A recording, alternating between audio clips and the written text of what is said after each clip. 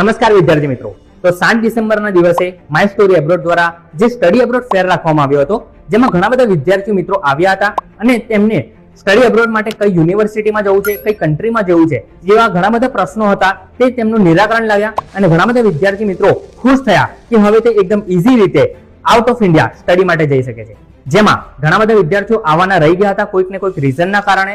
તો આવનારી 20 ડિસેમ્બરના દિવસે વડોદરાની અંદર ફરી એક વખત માય સ્ટોરી એબ્રોડ દ્વારા સ્ટડી ફેરનું આયોજન કરવામાં આવ્યું છે. તમને અને તમારા પેરેન્ટ્સને એક પ્રશ્ન હશે, કારણ કે તમારા પેરેન્ટ્સ એવું વિચારતા હશે કે હું મારા સ્ટુડન્ટને 10,000 આપતા 10 વખત વિચાર કરું છું, તો બેંક તમને 30 લાખ કેમ આપે? તો એ જ જાણવા માટે તમારા પેરેન્ટ્સને સાથે લઈને આવજો, કારણ કે આ જે તમને લોન સ્ટડી એબ્રોડ માટે મળશે એ વગર કોઈ સિક્યુરિટીએ મળશે, વગર કોઈ મોર્ગેજે મળશે અને આ લોનનું પેમેન્ટ પણ તમારે 3 વર્ષ પછી ભરવાનું રહેશે. તો વિદ્યાર્થી મિત્રો, વિદેશમાં તો તમે આવી ગયા, તો વિદેશમાં પહોંચ્યા પછી તમને ફેસિલિટી કેવી રીતે મળશે?